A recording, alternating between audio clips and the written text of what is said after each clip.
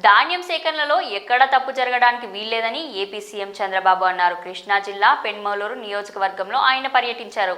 గంగూరు, ఇడుపగల్లు గ్రామాలకు వెళ్లారు. గంగూరు రైతు సేవా కేంద్రం వద్ద ధాన్యం కొనుగోలు కేంద్రాన్ని పరిశీలించారు. తేమ శాతం నిర్ధారణ చేసే మిషన్ పనితనంపై ఆరా తీశారు. సిబ్బంది, రైతులు అధికారులతో మాట్లాడారు. వారి సమస్యలను అడిగి తెలుసుకున్నారు. ఈ సందర్భంగా సీఎం మాట్లాడుతూ ఐవీఆర్ఎస్ ద్వారా రైతుల నుంచి తానే అభిప్రాయాలు సేకరిస్తానని చెప్పారు. అధికారుల నుంచి తనకు కావాల్సింది డాక్యుమెంటేషన్ కాదని పేర్కొన్నారు. రైతులకు సేవ చేసే విషయంలో ఇంప్రూవ్మెంట్ కనిపించాలని చెప్పారు. ఎక్కడ తప్పు జరిగినా కఠిన చర్యలు ఉంటాయని చెప్పారు. తేమ శాతం, ఇతరత్ర అంశాల్లో ఖచ్చితత్వం ఉండాలని ఆదేశించారు. రైతులకు ఐవీఆర్ఎస్ పై స్వయంగా అవగాహన కల్పించారు. దాని ద్వారా ఫీడ్బ్యాక్ పంపాలని సూచించారు.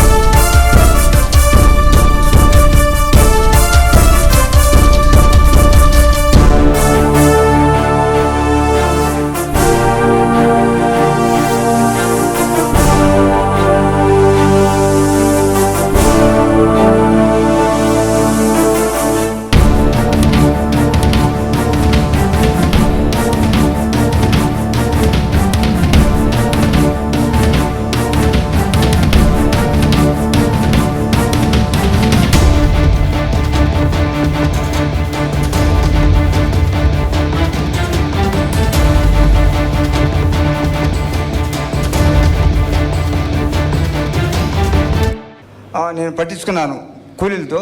వీళ్ళు ట్రాలీ పంపిస్తే ట్రాలీ మీద పంపించే ఇక్కడికి. నువ్వు ఆరబెట్టావా? నేను ఆరబెట్టాను. 8 రోజులు ఆరబెట్టానండి. ఎంత వచ్చింది? 16 వచ్చారు. ఓకే, మీకు ఏ ఇబ్బంది? ఏ ఇబ్బంది లేదండి. నేను తోలిని కూడా ఎప్పుడు ఆరబెట్టి తోలుతాను. ఇప్పుడే కాదు, ఎప్పుడు తోలుతాను. తూకాలు కూడా కరెక్ట్గా ఇస్తుంది? కరెక్టేనండి, తూకాలు కరెక్టే. డబ్బులు కూడా కరెక్ట్గా వచ్చేస్తాయి? డబ్బులు వచ్చేసినాయండి. ఒక రోజులో పడిపోయినాయి, 24 గంటలు పడిపోయినాయి. ఇక లాస్ట్ ఇదే కుప్పనూరు డబ్బులు ఎకరం 56 సెంట్లు ఉంది. ఇవల్ల వేసుకొచ్చాను. ఇప్పుడు ప్రస్తుతం ఉండే సిస్టమ్ వల్ల నీకు సంతోషమేనా? ఏమండి? మంచిదని ఇప్పుడు మంచిదేనండి, బాగా ఉంది. ఇప్పుడు మెషిన్ ఎక్కడి నుంచి వచ్చింది మీకు? హార్వెస్టర్ ఏమండి? కోతల మిషన్ బయటికి తెచ్చి ఊళ్ళో పెట్టారండి. మామూలుగా అద్దెకి నడుపుతున్నారు. ఓ 15-20 మిషన్లు వచ్చింది ఊరు మొత్తం మీద. గంట 3 వేలు కోతున్నారు.